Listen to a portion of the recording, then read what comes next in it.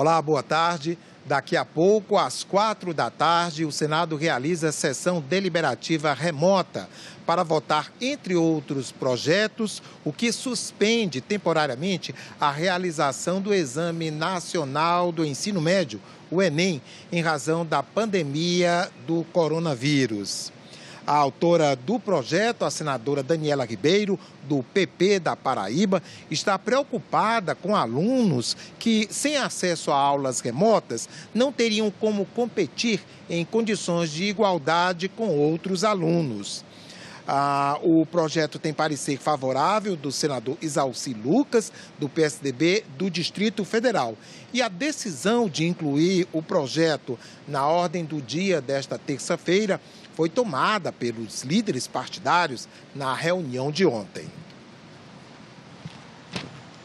A flexibilização temporária das regras jurídicas privadas volta para exame no plenário do Senado, porque sofreu mudanças na Câmara dos Deputados. O objetivo do projeto é atenuar as consequências socioeconômicas durante a pandemia da Covid-19.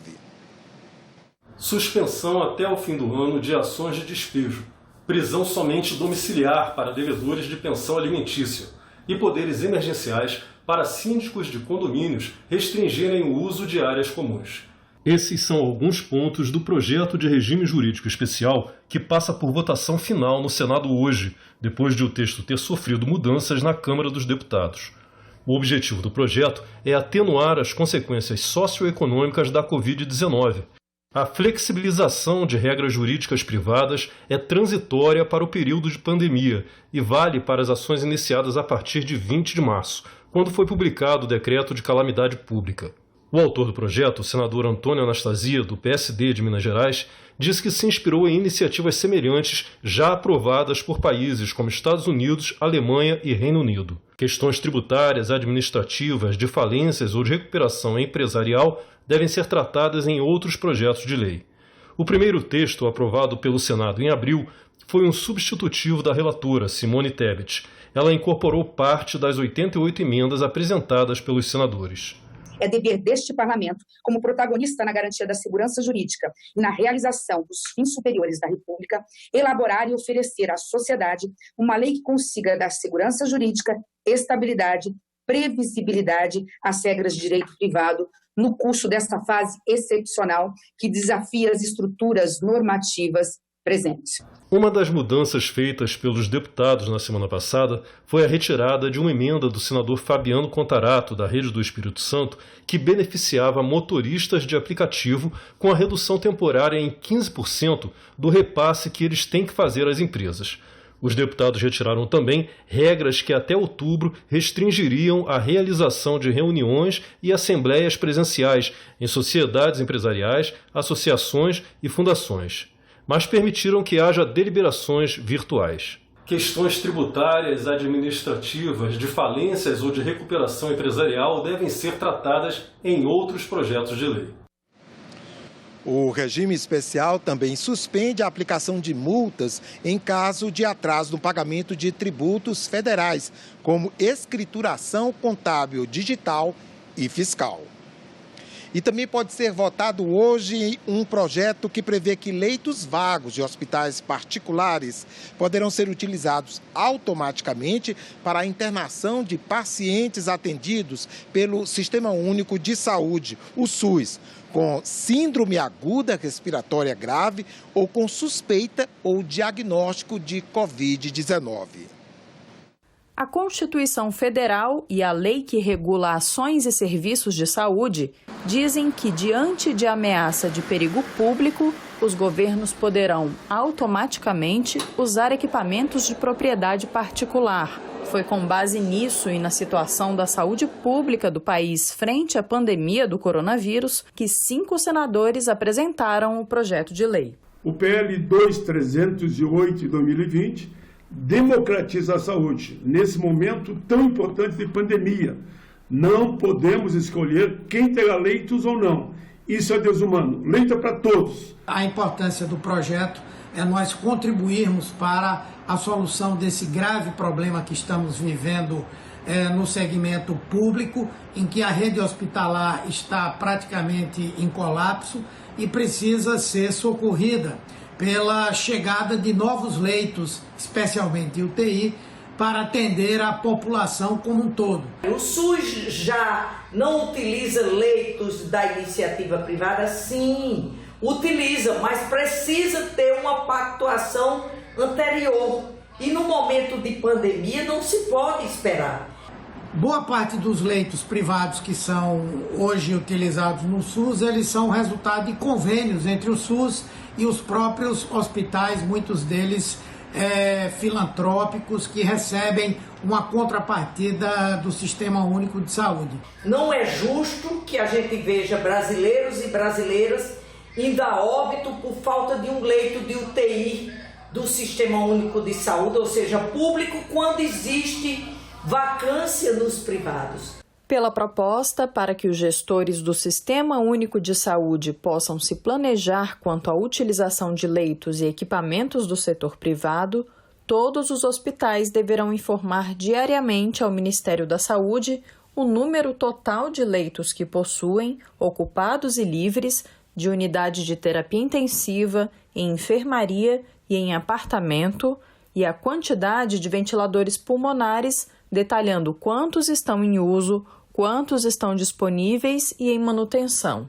Além disso, no relatório das informações, o hospital deverá diferenciar os leitos e os equipamentos já destinados ao tratamento da Covid-19. O projeto de lei também prevê que os dirigentes estaduais devem definir regras de pagamentos de indenizações aos hospitais particulares. Ainda de acordo com o texto, o uso compulsório dos leitos não exclui a possibilidade de haver contratação entre o poder público e o setor privado. Os imóveis que pertencem ao governo terão as vendas facilitadas. É o que está previsto em medida provisória que pode ser votada hoje pelo Senado. Os imóveis alcançados na SMP são os que o governo federal não tem mais o interesse de utilizar. Segundo o Ministério da Economia, a venda dessas unidades reduz custos para a administração pública. Está prevista na MP a autorização para o governo conceder 25% de desconto na venda desses imóveis na segunda tentativa de leilão.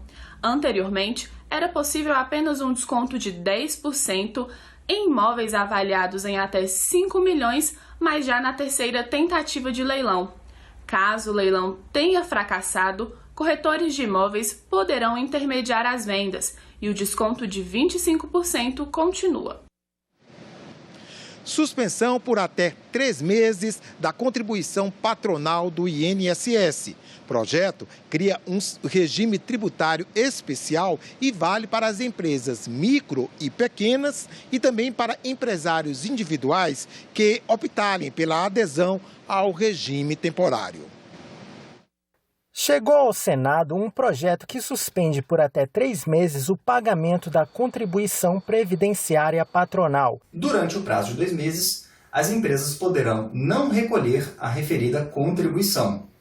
Ao final desse período, poderão optar entre pagar integralmente o valor suspenso, sem incidência de multa e sem incidência de juros, ou parcelar o montante devido em 12 prestações mensais sucessivas, sem incidência de multa. A proposta, que é de autoria da deputada Perpétua Almeida, já foi aprovada na Câmara e prevê que a suspensão do pagamento da contribuição ocorrerá através do regime tributário emergencial, que tem por objetivo justamente preservar empregos e atividades econômicas durante a pandemia de Covid-19.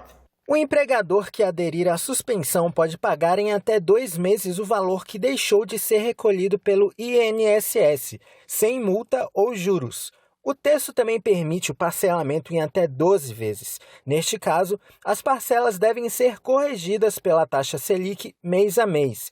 Quem escolher o parcelamento deve manter o número de empregados igual ao que tinha no início de 2020. Caso a empresa que fizer o parcelamento deixar de pagar 2 parcelas consecutivas ou 4 alternadas, vai ser excluída e deve pagar os juros e multas de mora. Outro caso de exclusão é não manter os empregos na quantidade que existiam em fevereiro. O projeto também proíbe que um empregador seja multado pela falta de entrega de declarações e documentos fiscais. Uma medida provisória e um projeto de lei prevêem datas diferentes para a entrada em vigor da Lei Geral de Proteção de Dados. A previsão inicial, agosto deste ano, deve ser alterada por causa da pandemia. O regime jurídico especial para o período da pandemia aprovado no Senado em abril transfere de agosto deste ano para janeiro de 2021 a vigência da Lei Geral de Proteção de Dados. Porém, uma medida provisória editada pelo Planalto no dia 29 do mesmo mês de abril considera uma outra data, maio de 2021. O interessante é notar que essa medida provisória, a 959, trata de um outro assunto, o pagamento do benefício às pessoas necessitadas no período da pandemia. Nas últimas décadas, a tecnologia da informação trouxe, ao mesmo tempo, progressos e riscos. Dados pessoais de empresas, instituições e cidadãos passaram a ser usados e comercializados sem a anuência dos proprietários. Depois de anos de estudos e debates, o Congresso Nacional aprovou, em agosto de 2018, a Lei Geral de Proteção de Dados, prevista para entrar em vigor 2 anos depois. É uma legislação de suma importância para a proteção dos dados pessoais. Dados pessoais sempre aqueles que tratam da pessoa física, da pessoa natural enquanto viva. É uma legislação estritamente principiológica e com uma série de bases legais que devem ser seguidas pelas empresas, pelas organizações que realizam o tratamento de dados pessoais, sejam do poder público, sejam da iniciativa privada. A pandemia mudou o comportamento das pessoas, a economia e a legislação. Para disciplinar o acesso ao pagamento do benefício emergencial de emprego e renda, o Planalto editou o AMP 959, dispensando de licitação os bancos oficiais. Mas o artigo 4º da medida provisória prevê que a proteção de dados fica adiada para maio de 2021. Justo quando ocorre o aumento do comércio eletrônico e um crescimento de 18% nas fraudes via internet. Alterar nessa MP é um jabuti. Não tem nada a ver com o objetivo principal da medida provisória. Menos ainda com a calamidade do Covid-19. Por isso, apresentei emenda número 11 para suprimir da MP o dispositivo que prevê o adiamento da validade da Lei Geral de Dados. Nós ficamos por aqui. Você pode rever as reportagens. Acesse senado.leg.br/TV. Obrigado pela companhia e até a próxima.